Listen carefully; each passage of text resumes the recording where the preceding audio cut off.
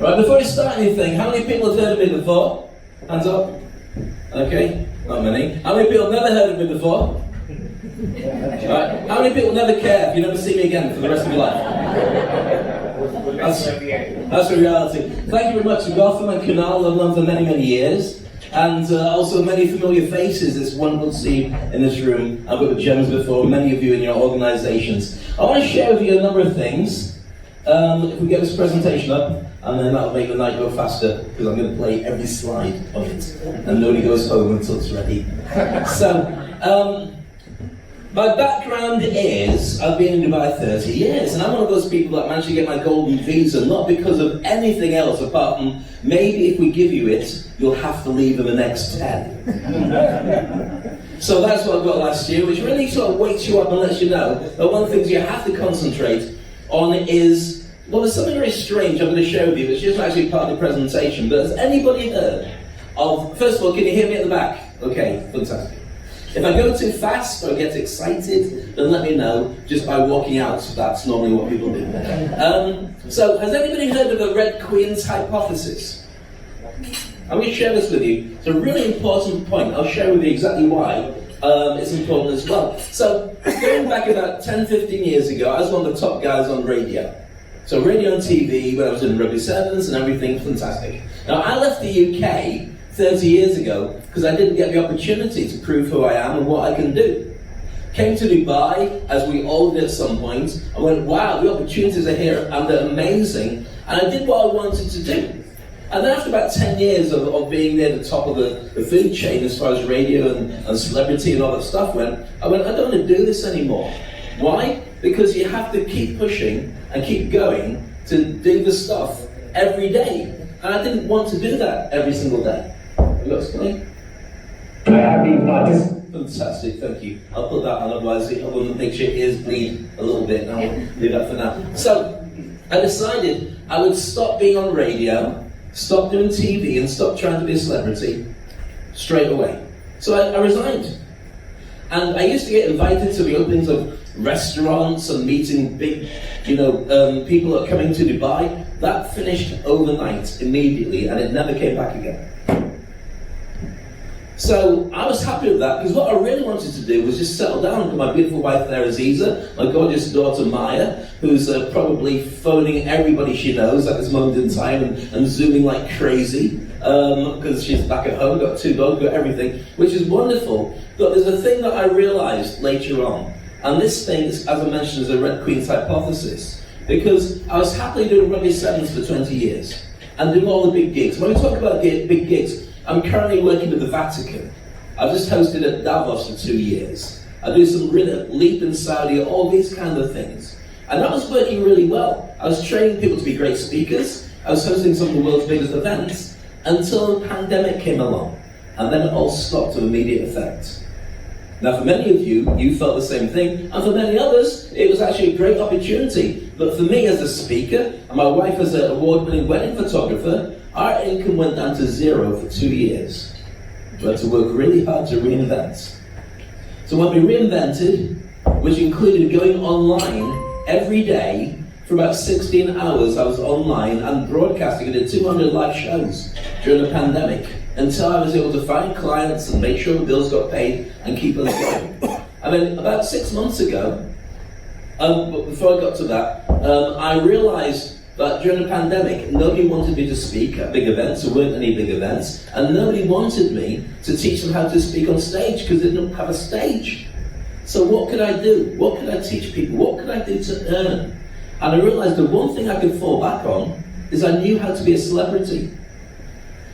I know how to position yourself, not like a Kardashian necessarily, where you say, look at my dinner and my perfume, that's not me. But certainly help people to become industry icons, which means that in your own industry, people see you, they know you, they respect you, and they want to do business with you. And the thing that's so important about that is when you start to look at what that means, it means they value you for what you can do for them, but not necessarily who you are as a person. The most prominent rock star on the planet, I won't mention 2 names. I won't say Tesla or the other one that starts with the same thing. But they are rock stars in a way that pop stars and movie stars and film stars aren't anymore. Business stars are the new ones. So what does that mean? Thought leadership is really important. Yeah, if you stand in front of that, I get your butt on the camera. That's it. Help yourself. I don't have to explain it because my wife is here anyway, so that's fine. So going back to what I was saying about being great at what you do is thought leadership. I'll talk about thought leadership today for anybody who's wondering how to position themselves and their team. I'm more into that. So let's go back to the Red Queen's hypothesis. A Red Queen is from Alice in Wonderland by Lewis Carroll. You may have seen the movie with Johnny Depp and so on. Really good movies anyway. And she says something really bizarre. She says lots of things that are really bizarre, which is you have to keep going to get back to where you are. So what does that mean? Sounds crazy. But the point is, you have to keep moving to establish yourself and stay established. When I stopped doing radio and I stopped doing TV and I stopped pushing the celebrity time, what happens is it's like running on a treadmill. When you come off a treadmill, the treadmill is jumped on by somebody else. They start running on it. And the world moves around you so fast, but by the time you decide to jump back on it, the world's different. So what I'm going to share with you today is not something that you go, oh, it's a fad. What I'm going to share with you today is a template that not only do you have to do now, but you have to do forever.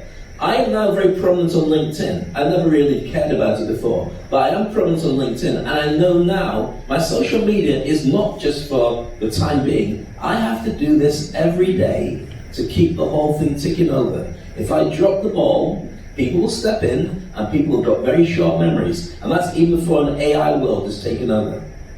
Does that make sense with everybody? Fantastic. So I'm going to check on timing. I've probably already done half my presentation in time-wise now. So thank you very much and good night. No. How long do I have? What time do I have? Till? This time. At this time, yeah, okay. Right, let me just check to see. Sorry. 8:20. 8:20, fantastic. So that gives me about 50 minutes. Okay, so I'll leave that here so I can check on that every now and again. Let's get stuck into this whole thing then. Right, so I want to teach you a couple of things. First of all, good evening, everybody. Good evening. Good evening. Look at you guys, amazing. I didn't think I'd get such a response. Here's the thing. When you're working with people, as you probably know anyway, because of the work that you do, you train them or they will train you. When you're speaking in front of an audience, you tell them what you want to get back, or they will tell you to get off the stage very quickly. It's a very simple thing. And by checking with you and saying, good evening, everybody, good evening, and you responded back to me, I know that you're going to be a great audience all the way through. If I ask you about anything that's a challenge, you'll let me know that. Many speakers, as you will have seen, and you might have done it yourself, go on stage, talk to the audience, finish what they do, and walk off to silence with no idea about whether it went down well or not, because they didn't train the audience to respond. So that's something to share with you. That's a freebie, by the way. So there we go. So I'm just wondering where I stand. So look, squashing something on the screen. I'll do this here. So welcome is what we're going to do. Dave Crane, who probably worked out as me. Why would I have that there? Because I've got a massive ego. No.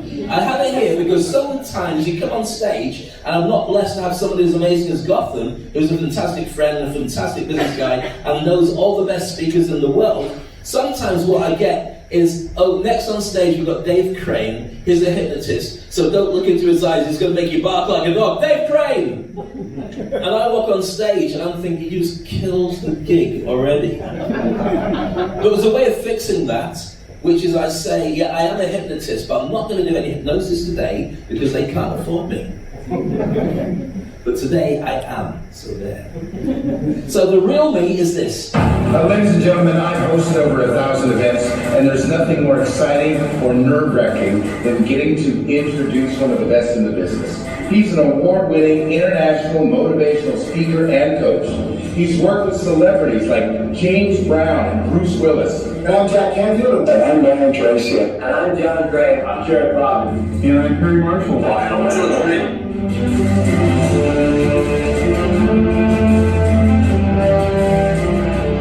To audiences of over 1 billion people. He's sharing how to become unstoppable in business. It's my honor to introduce to you Dave Crane. And as if by magic, I walk on the stage. Hey! And all I'm going to do is keep playing videos of me until it's time to go home. No, not really. Okay, so what I want to share with you, first of all, is I've moved to one side. You should be able to see that QR code there. That QR code is going to give you the ability to get this entire presentation. So you just register for it, and then you can download this presentation. Just put your email, I think. Azina set this up because she's a genius. You get your email on there, and then you can download this presentation, which means actually, once you've downloaded it, you can just open it and walk out. You don't need me. You've got everything you need. So I'll leave that there. Anybody still QR coding it? No? We're good? A couple of people? There's always a few people who are sort of like late on the draw. And you go, what are you doing? Have you got it now? Oh yeah, I just talked to my friend. I'm not on text. That's what's up. Alright, we're good? Alright. If you missed it, I'll show it to you at the very end. So, here's the thing. We'll talk about leadership. Leadership is important. Thought leadership is really important. I'll tell you why throughout this entire presentation. First of all, let's look at some stats and some reality. 76% of buyers trust employees over their CEOs. If a member of staff talks about it, they believe them more than the CEO who is paid to be the flagship person whose job says, I will talk about our product being amazing. When the staff do it, they believe it more. Also, 82% of staff stay longer inside an organization when they feel valued, when they believe that people are listening to them, which is why this thought leadership stuff will make sense to you completely. Next up is this. 69% of executives say that internal influence is equal to external reputation. So whatever you have internally is really important because it gets reflected on what the outside world sees as well. These are very important things to know because that's real proof that this stuff I'm going to share with you really works. Now here's my book, The Thought Leader's Playbook, which is available on Amazon. I'm not telling you this to go and buy my book. I don't care if you don't. Because a book is not a book anymore. A book is a business model. A book proves that you know what you're talking about, and other people will then see what's in the book when they're ready, but when you use it properly, you can use it for lots of different things. That's creating a relationship with you and the market. And your book should be something that you can always refer to. Does that make sense so far? It's not about the numbers that are bought and sold, because nobody cares about that. Nobody's checking on that anymore. So what does that mean? How can it be of use to you? Well, these are the things that I use it for. When I train people, and I work with people all around the world, decision makers, celebrities, royals, people in the Vatican, etc., and I teach them how to do these amazing things. Okay, and the book itself has got some of the world's leading figures. You may recognize some of the names on there who have given their spin on what they think of it. Dave Ulrich. Everybody who's heard of Dave Ulrich? Right, if you've not heard of Dave Ulrich, you shouldn't be in this room. He's the father of HR, the godfather of HR, complete genius. Actually, I interviewed him on LinkedIn a little while ago, and it's everything he says, you go, oh, I never thought of it that way. And it's just incredible. But Raymond Darren and Anthony J. James, 4 million people follow him on LinkedIn, and all these other guys here, just absolutely Cory Block, you probably know, one of the leading coaches here in the UAE. So I'm not here to plug my book, I promise you. I'm not interested in that. I just want to show to you that I know what I'm talking about. So with this, we're going to open up Slido. So if you go to your phones and go to that QR code, I'm going to be asking you a couple of questions. Just register on Slido, and then we'll be able to play these games. Okay? If you haven't got your phone or you haven't got the internet, then welcome to the dark ages again. Everybody should be connected in some way, shape or form, and it should be easy to do this. So this is going to happen in real time. Once you've connected, put your details in, but I want you to vote on these things. So what's the biggest communication challenge in your team right now? Is it overcoming imposter syndrome? Is it a fear of public speaking? Is it weak personal branding? Is it difficulty selling or pitching to clients or internally as well? Or is it it's moving so fast, isn't it? No time to train leaders, it's moving up and down as you vote, so I can't read it. Or all of the above. There you go. And it's going now, look at this. 13 people so far voted out of a room full of 150 people. Is it my hair that puts you off? Is that what it is? No, it is slow. It is slow, okay, it's the internet, we'll blame to it. Okay, 42 people, look at that, everyone's waking up now. Yeah, because what we're doing, by the way, is we have cameras around the room, and they're stalking you as we speak. So we know exactly who's not on it, and who is. So we'll just wait a few more seconds to be able to allow everybody to vote on. But you can see here, from the results, like right at the top of it, it's personal branding. That's fascinating. work closely with all the above. So people are feeling that what they do is not really out there. They're kind of insignificant. And this is really important, as I'm going to be sharing with you as we go through the rest of the presentation. Has anybody not voted yet? I'll wait a few more seconds to allow you to put your vote up there. And I'll just see if it changes. I don't think it's going to. It's dodging between all the above. I think it must have hit a nail on the head there. And also, let's see if it gets to 90. If you get 90 people, then I'm happy to stop the survey at that, because we've got a lot to get through before 8:20. Get to 80, 90 people. All right, let's just take it as that. If you haven't pressed your buttons, get faster with your fingers for next time, okay? All right then. So here's the thing. What you need to be able to consider, and that's my avatar, by the way, if I go like that, it's exactly the same person. I can't remember who it was. Somebody on Tuesday, I think it was, I was doing another presentation, said, you look just like Buster Rhymes. Now the thing is, nobody in this room knows who Buster Rhymes is, but you do, my wife does, which is probably why you married me. It's cool. Okay, so systemizing and developing talent guarantees these things happen. Now what I'm not here to do is read out slides. The slides are there. If you downloaded the presentation, you have all the details in it to go through at your own time. What I am here to do is interpret what this means to you. But most of all, when you get your leaders from inside your organization, and that's what today's session is about, then you'll find lots of things happen. Higher trust in your brand, so just stand here, stroking chin, as I go, like that. Deeply shared values, long-term performance, not one-off wins, and so on. Here's the thing, a lot of people think that when you promote from within and you make people stars, that they leave. That's not the case. That is not the case. In the same way as when somebody wants to start their own business, I say to them, don't start your own business, stay in your job and create a side hustle alongside it. Because you're going to have a lot of problems launching your business in a way that pays for everything. You're better off staying in your job and making a side hustle that goes alongside. Does that make sense? Okay. So real case studies, we're going to be looking at these examples before we finish today. We're going to look at how what I'm talking about, internally creating thought leaders, affected Google, Pixar, Saturday Night Live, Apple, McKinsey, and Manchester United. Are there any fans of Manchester United in this room? Okay, you lost yesterday. Did you see that? Okay. Not a fan of Manchester United. But it was close, it was close. Anyway, so I'm going to share exactly, because if you're a Man U fan, you know the class of 92 and what I'm talking about with those guys. I'll explain to everybody, but for right now, only you and I know. Alright, so we're going to tell you how to build your own special team internally, creating systems that will guarantee that you'll have all this information. Now I realise I'm probably blocking everything for you, aren't I? I expected a bigger stage. I did demand it, Gotham. I didn't talk about a bigger stage, but for some reason, I'm joking. There's nowhere, if I go down here, I'm so short, it's just like my head that shows up. And the people back, as he left, I can still hear him, so I'm better off, I'm going to be here. Is that okay? Are you sure? I'll see the presentation. Get your money back. See if we give you a discount. Okay.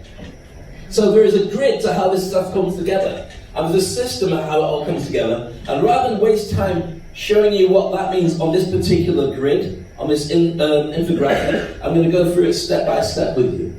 So the first thing you're going to do is spot the edge. What does that mean? Well, you look for insights amongst your community, internally, inside your group.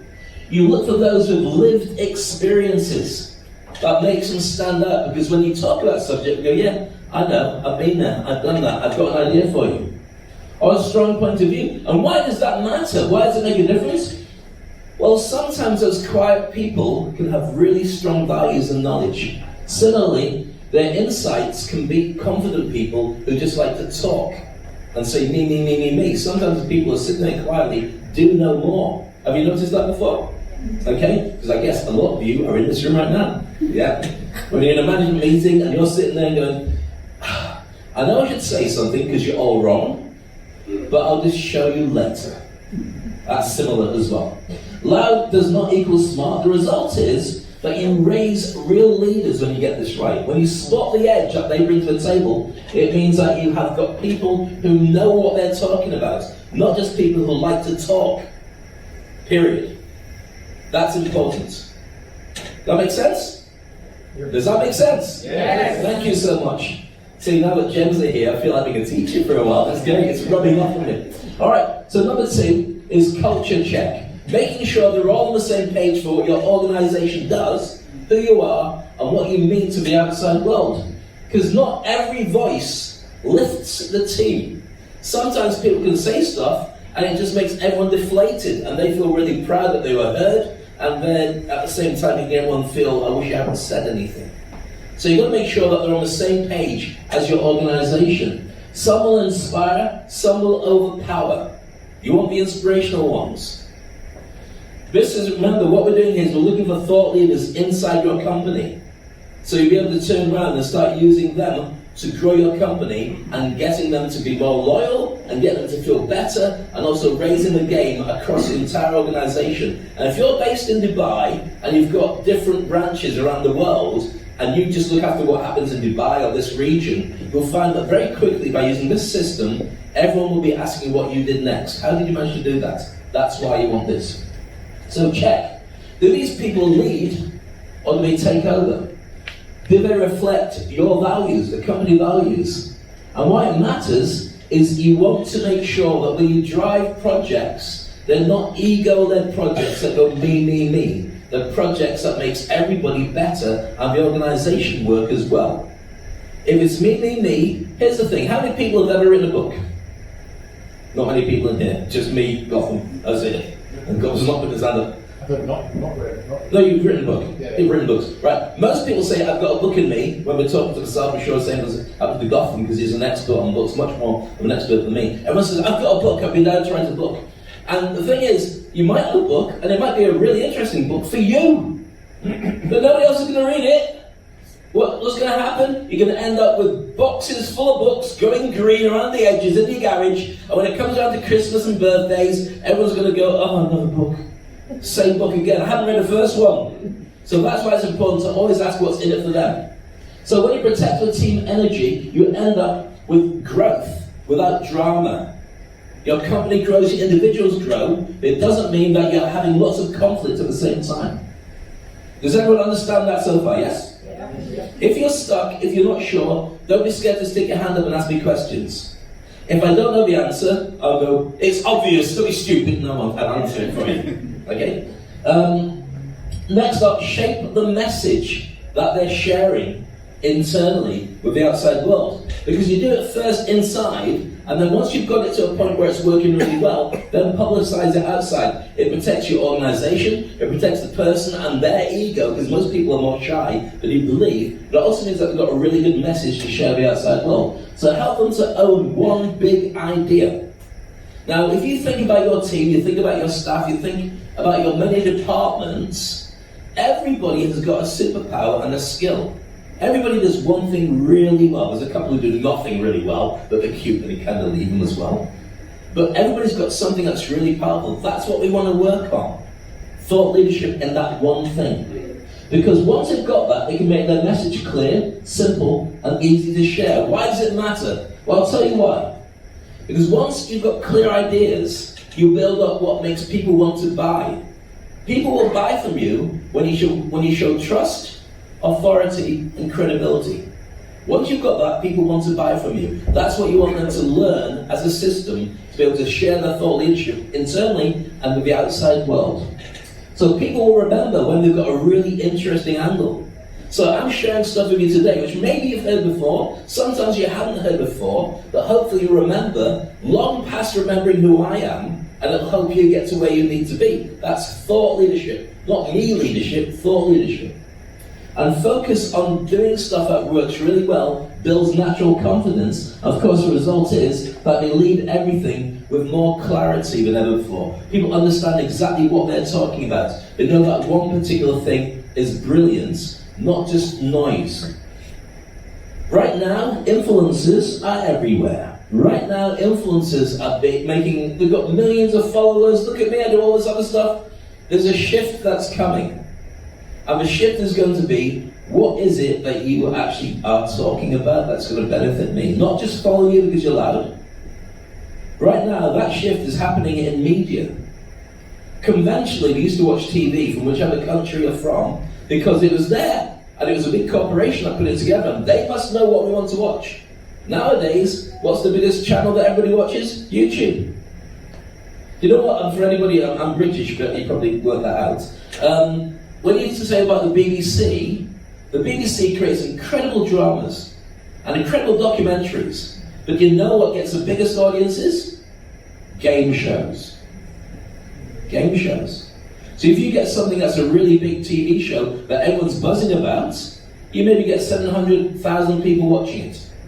You get a game show that's on every day, that's cheap as chips, where half an hour, people sit there, press buttons, and win a washing machine. 2 million people will tune in for that.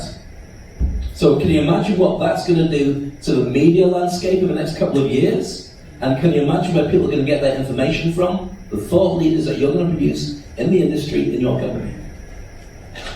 All right, does everyone understand that so far, yes? Yeah. Good, fantastic. Is anybody stuck? Does anybody not understand my accent? When I ask that question and you don't understand it, you're not going to say anything anyway. Next time I'll get subtitles. We need a Slido. A Slido, I'll put it, yeah. Slido. Did you understand the word they were saying? Nothing. Zero. Alright. So safe practice is really important. You need to make sure that they feel safe in what they do. Let them test their messaging, let them test their ideas inside the company.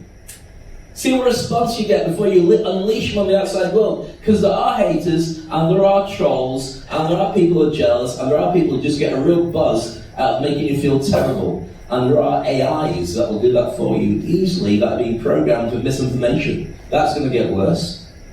So you want to make sure that they're nurtured to a point that what they share is strong enough. Using your team talks, using panels or Zoom, and watching you dancing like that's really cool because maybe Dave's in the way. But if I move back here, that's kind of better a bit, isn't it? Are you sure? I don't want you to be upset. No. Are you sure? Really? Okay. I'm not going to sleep tonight. I'm going to think I've blocked everything. You're going to hate me. You'll delete me from LinkedIn. I walk like that anyway. I've got a wobble. Don't like to talk about that. All right, next up. Why does it matter? Well, it matters because, first of all, when you practice, you build up your skills. The more you do it, the better you become at doing that. The more you can focus, the better it becomes. Your feedback makes you feel better at doing what you do. And of course, as well, if you make a brave space, a safe space for people, they get more and more adventurous about doing what they do. Does that make sense to you? So you build them internally and don't unleash them or throw them out until it's time to actually share their stuff properly. And we'll be talking about that as well. The result is they are ready to go public before they actually go public. Are you with me on that? Good. All right. Next up, capture the proof. I told you earlier about trust, authority, and credibility. That is why people will buy. That's what everyone's job is to create.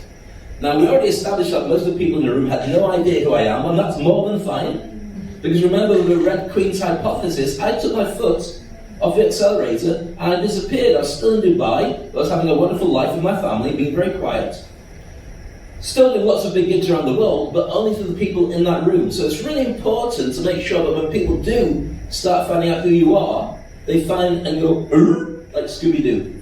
Everyone remember Scooby-Doo? Yeah. You know, Shaggy. Was it a Scooby snack? Sorry, I've had that too many Scooby snacks. Let's change the subject from that. But you get the general idea. So what we're talking about, how many people actually look me up on LinkedIn? Yeah, there's still a lot of people in this room who don't know who I am and don't care. What is it? Because of the meal? That's why you're here? Is that what it is? But here's the point. When you create enough evidence about who you are, the people don't have to know you. That's why it's not important to be a celebrity. It's important to be a thought leader. So when they can find you, they go, oh, there you go. This is somebody worth coming to see. That's important. Otherwise, what you end up with, and this is one of the reasons I stopped wanting to be a celebrity, it really does interrupt your private life. You don't want to sit there and have people come over and talk to you. This is before selfies was a thing. This was in the days when a mobile phone was about the size of a house or a brick, and it was completely different. But you want to have your privacy. You only want to be known by people who are in the industry who then value you and say hi. That's it. So, capturing proof, turn whatever they're working on into an asset. Recording panels, saving quotes, using clips, getting it all ready to share with the outside world as they're doing this thought leadership stuff.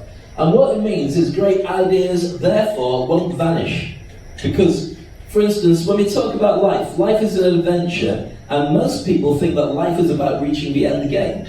So I want to make as much money and get as much stuff together, so when I'm old, I'll have everything I could possibly want. And they miss out on the fact that it's a struggle every day on the journey, which is actually what life is about. Not getting there. That's what life is about. So it's a journey. And the same for your thought leaders. Make content that's easy for them. And making content should be an easy process because it's encouraged by your HR department. You build trust for them internally, and then the result is you can build their IP with them while you build the people. Does that make sense? You know the IP, intellectual property? As they're building their incredible thought leadership, you are making them strong enough to be able to share it with the outside world.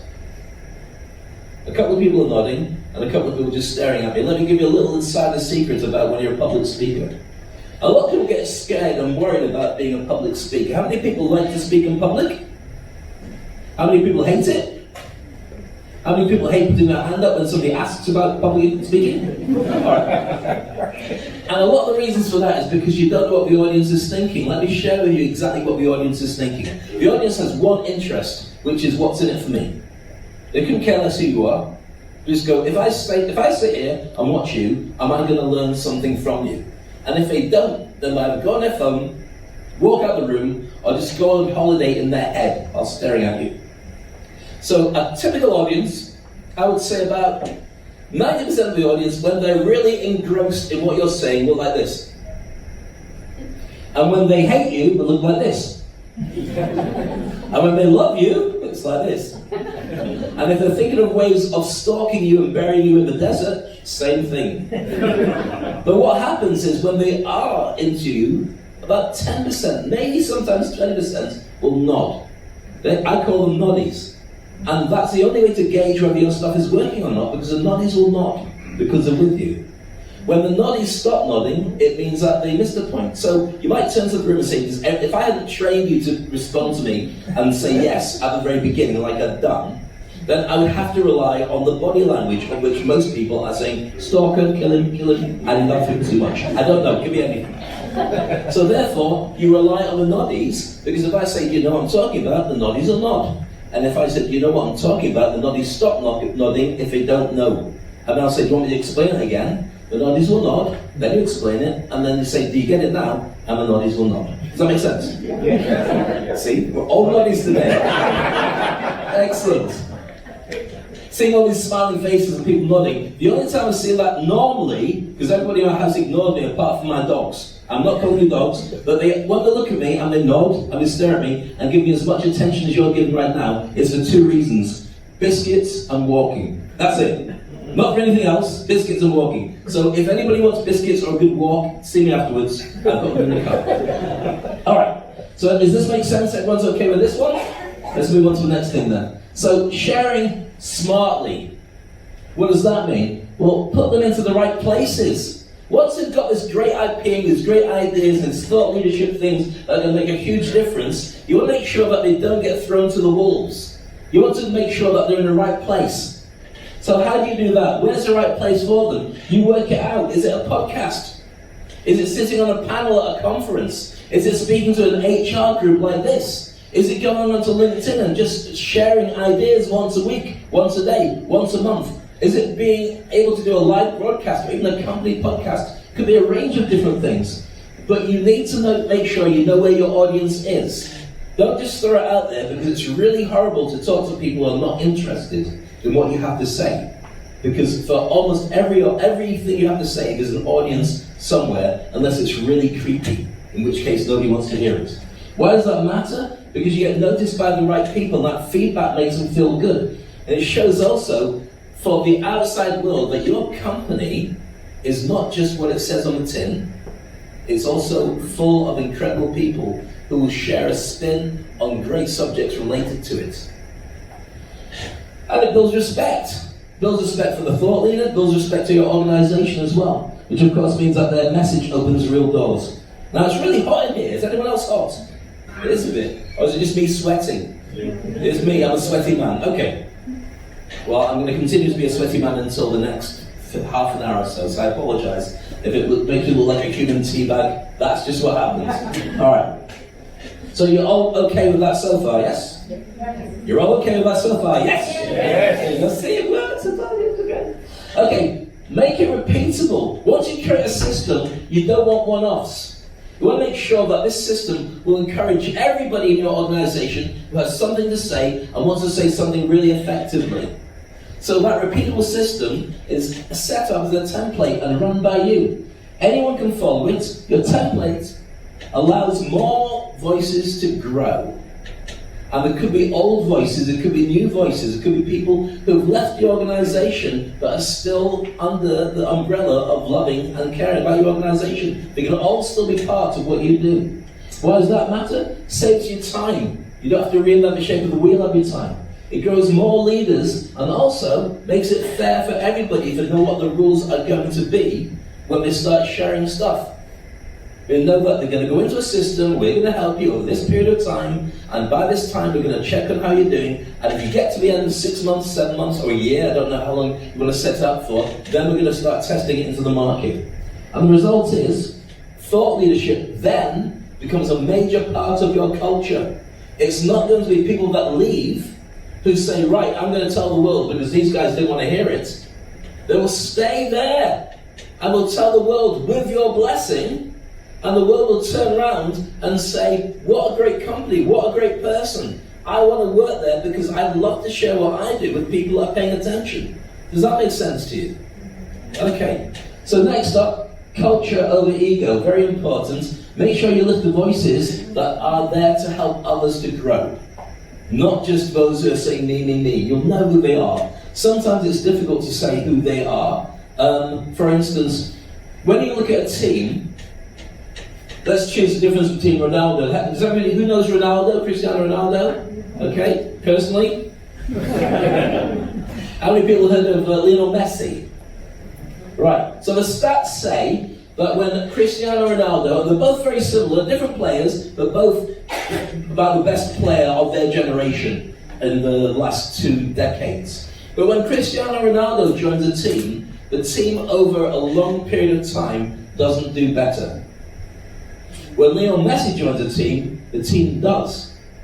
Both great players, great goal scorers. The difference is, when Ronaldo joins a team, it's all about let's get him the ball. And sometimes he scores and sometimes he doesn't. But it doesn't grow the rest of the team. They're just feeders for Ronaldo. When Messi joins a team, he stands back. He feeds everybody else. Scores when he wants to score as well, but he leads from the centre of the pitch. So you want people who lift everybody as they move forward. Does that make sense? Okay. And if anybody here knows Cristiano Ronaldo, I apologise in advance. And it's a good job we haven't got a camera recording this. Apart from that one. So lift the voices that help others, coach them to share but not show off. Here's why that matters, because you build trust amongst the group and themselves. You create better teams and you keep things human. Why is it important to keep things human? 2 letters, AI. That's what this is about. This is about the battleground. If you work this properly, and we have this conversation, and we continue to have this conversation, then AI will be a tool that grows your organization, but people will be what sustains it. If you don't do it, then you're going to live in a constant level of fear that your job and everybody else's could disappear because there'll be an app with AI on it that does what you do. That means that you don't have to be there anymore. And don't pretend you've not thought about that, because everybody should be thinking about that.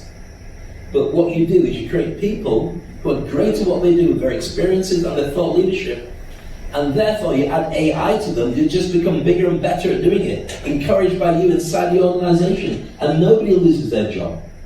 Result of that, you grow influence instead of ego. Let me explain a bit more about what I said just then. So let's think about it. The people who generally make most money are the business professionals that have stayed longer in their organization or longer to study. So your doctors, lawyers, accountants, wealth managers, you know those guys who study for 7 years before they actually came out, and then they can charge whatever they want. And half the time, they're not fun to play with. You go and see a doctor, stroking his chin, or his elbow, tell him, I've got a problem. 2 minutes later, he's going to write something on a bit of paper that nobody can read, even AI couldn't read it. And what the paper actually says is, we've got another one, charge him 200 dirhams for just a toffee or something.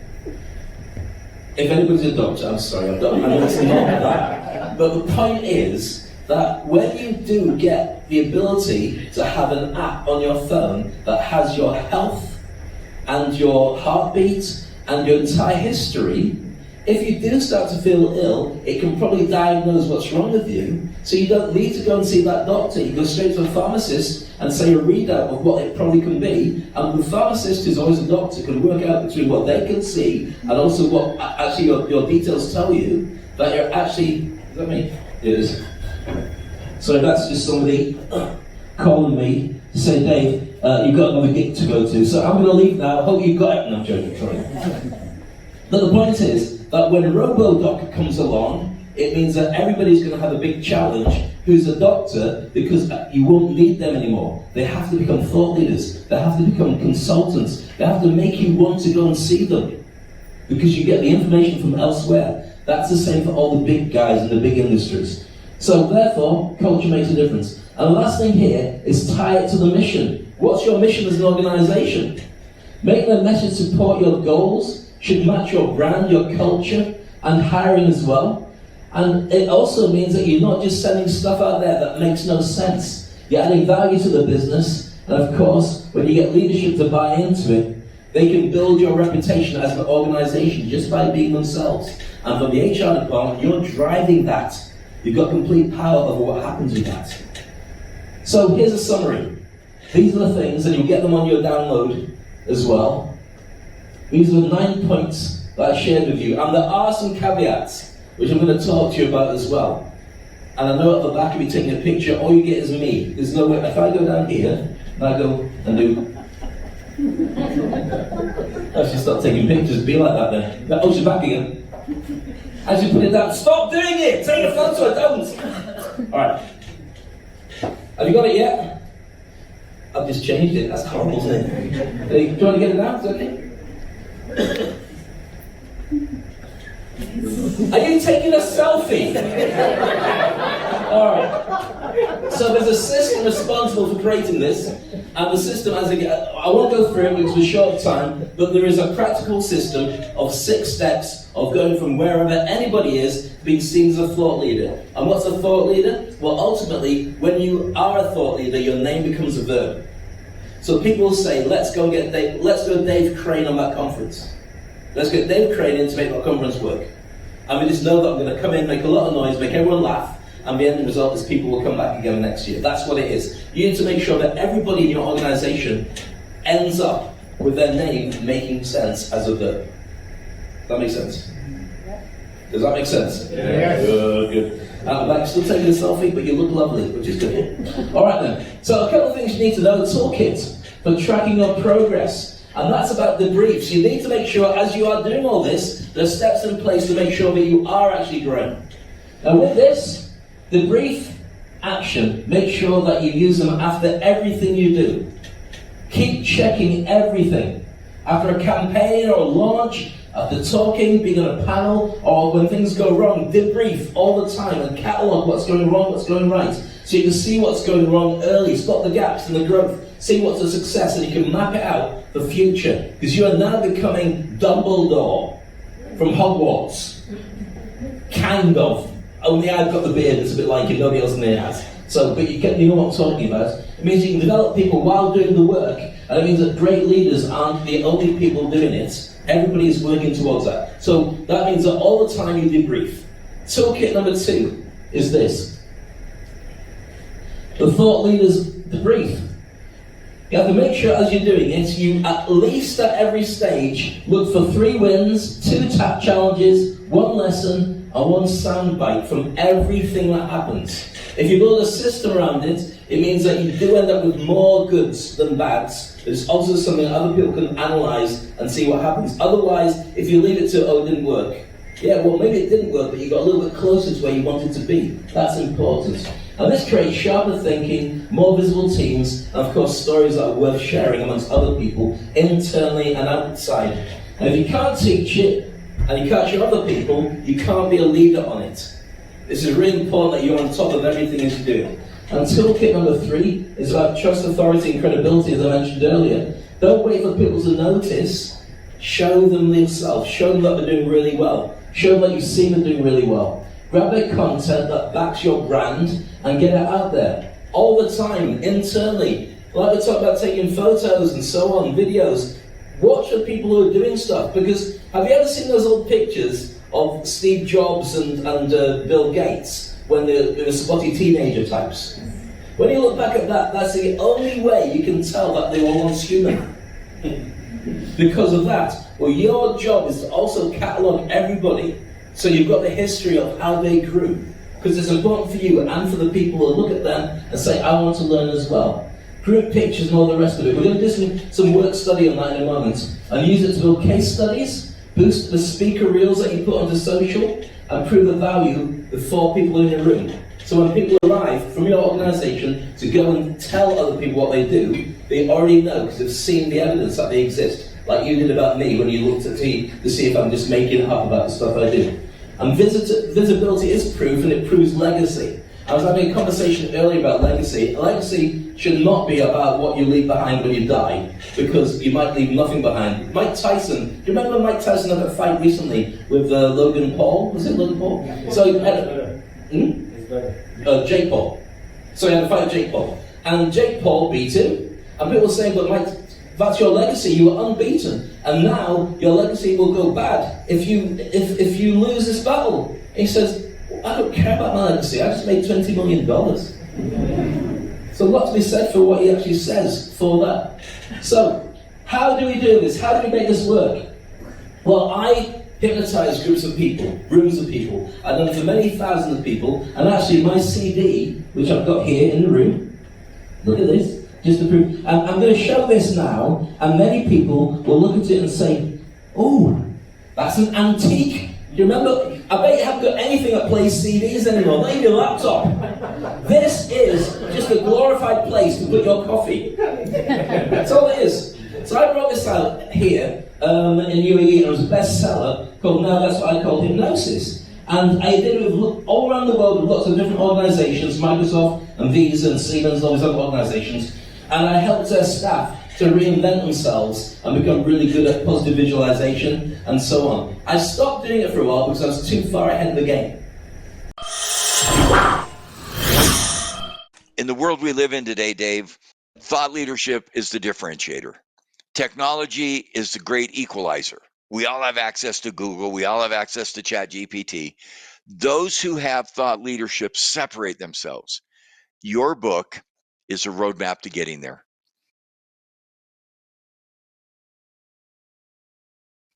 Personal stories, examples, case studies.